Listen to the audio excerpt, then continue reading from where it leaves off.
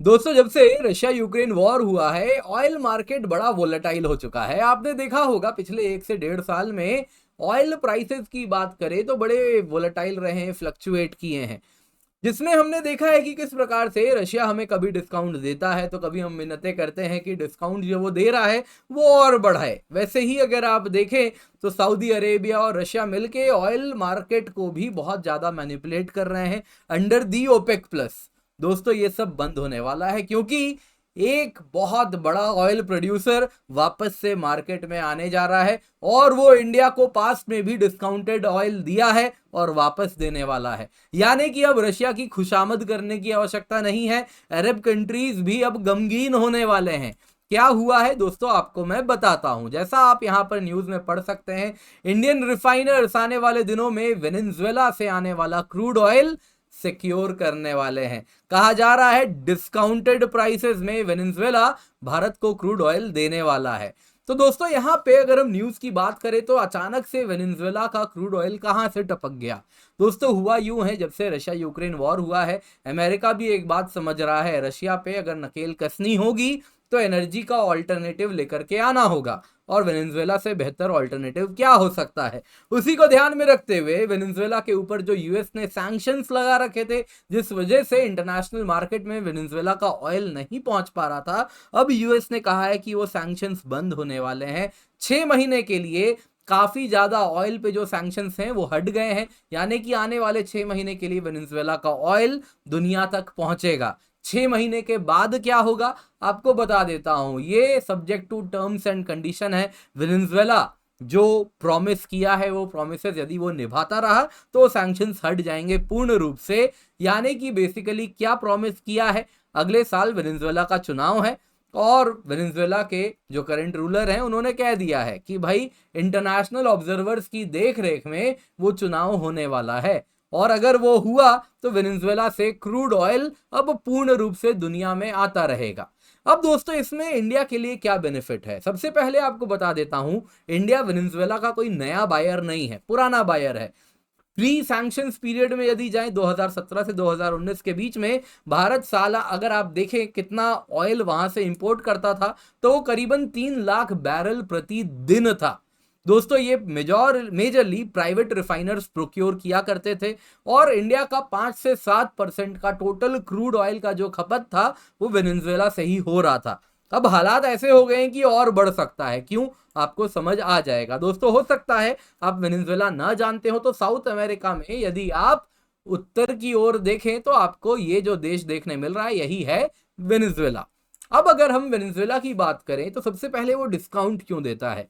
दोस्तों, जो वेनेजुएला का क्रूड ऑयल है जो इंडिया भी इंपोर्ट करता है वो मेरी 16 है। अगर हम मेरी 16 की बात करें तो ये बहुत ज्यादा हैवी ऑयल है, सल्फर कंटेंट बहुत हाई है, इसीलिए सार है, हाईली एसिडिक है।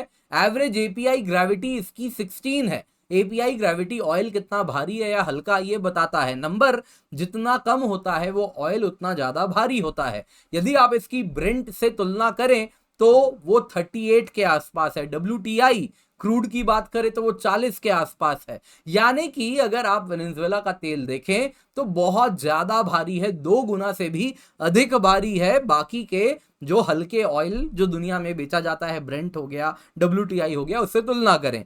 दोस्तों, अगर हम मेरी 16 की बात करें तो इसको प्रोसेस करना भी सबकी बात नहीं है।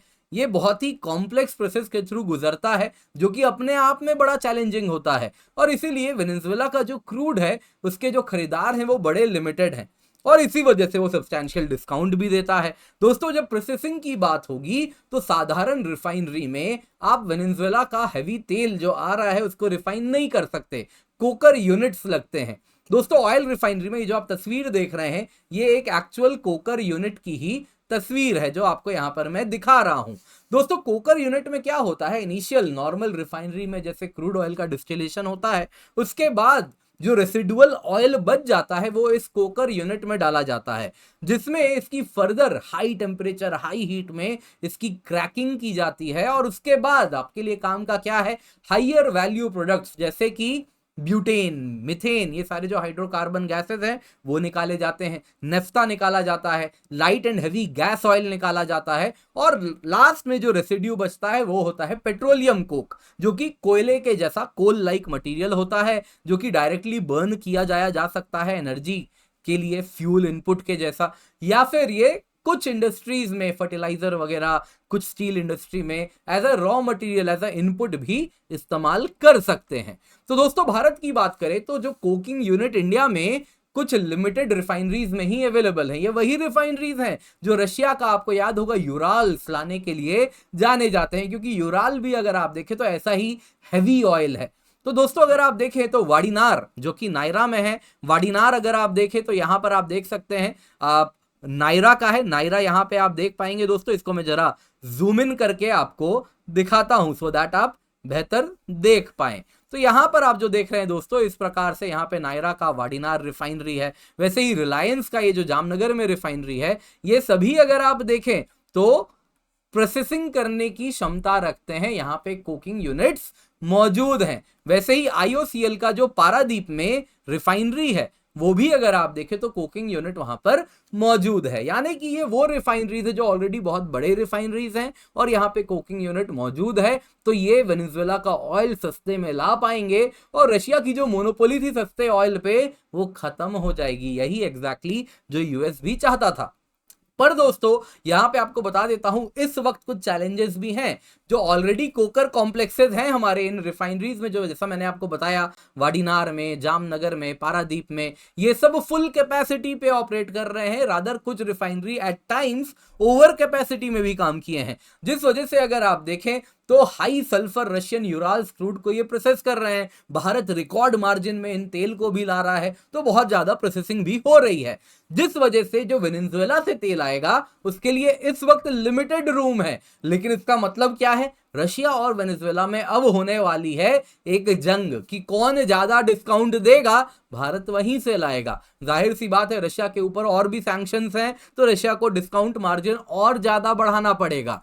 पर दोस्तों यहां पे कुछ प्रोजेक्शन से आपको बता देता हूं, वेनेजुएला का जो ऑयल प्रोडक्शन कैपेसिटी है आने वाले 6 महीने तक स्टैग्नेंट रहने वाला है। कारण क्या है, जो ऑलरेडी वहां पे ऑयल रिलेटेड इंफ्रास्ट्रक्चर है, उनकी जो नेशनल ऑयल कंपनी है जो ऑयल एक्सप्लोरेशन एक्सट्रैक्शन करती है, वो कहीं ना कहीं इस वक्त पुअर स्टेट में है। वहां पे कैपेसिटी एक्सपेंशन नहीं हो पाएगा क्योंकि उनके पास पैसा नहीं है। लेकिन इस बीच में जो ऑयल बेचेंगे उससे जो पैसा बनेगा, 6 महीने के बाद आप देखेंगे नए नए वहां पे ड्रिल्स लगाए, वहां पे नए नए प्रोजेक्ट्स ऑपरेट किए जाएंगे, नए नए ड्रिलिंग रिग्स लगेंगे और ज्यादा तेल एक्सट्रैक्शन शुरू हो जाएगा आने वाले कुछ दिनों में। इसके सिवा 6 महीने में पिक्चर भी क्लियर हो जाएगी। तो जो प्राइवेट प्लेयर्स ऑलरेडी वहां के ऑयल सेक्टर में इस वक्त सैंक्शंस में नहीं आएंगे, वो इन्वेस्ट कर सकते हैं, लेकिन उनको भी क्लियर पिक्चर दिखेगा आने वाले 6 महीने के बाद। तो यूएस के काफी प्राइवेट प्लेयर्स भी वेनेजुएला में जाके ऑयल एक्सट्रैक्शन शुरू कर देंगे। तो 6 महीने बाद आने वाले दिनों में आप वेनेजुएला से आने वाला तेल पूर्ण रूप से देखेंगे इंटरनेशनल मार्केट में एक होड़ लगेगी, लॉन्ग टर्म कॉन्ट्रैक्ट्स आएंगे सस्ते से सस्ते कीमत पर। और इसके साथ अगर आप देखें तो हो सकता है इंडिया भी इस बीच में अपने कोकर यूनिट्स बढ़ा दे। प्राइवेट सेक्टर आपको मालूम है वो प्रॉफिट मार्जिन बढ़ाने के लिए बढ़ाएगा, और उसके बाद मिडल ईस्ट से जो तेल आ रहा है, लैटिन अमेरिका, यूएस क्रूड जो आ रहे हैं, वो सब धीरे धीरे कम होते हुए आपको भारत के इंपोर्ट में देखने मिल जाएंगे। तो ये बड़ी अच्छी न्यूज़ है जो भारत के लिए आ रही है। उम्मीद करता हूं ये वीडियो आपको पसंद आई होगी, तो लाइक जरूर कीजिएगा। इस चैनल भारत संवाद को सब्सक्राइब करें और इस वीडियो को भी अपने मित्रों के साथ जरूर शेयर करें।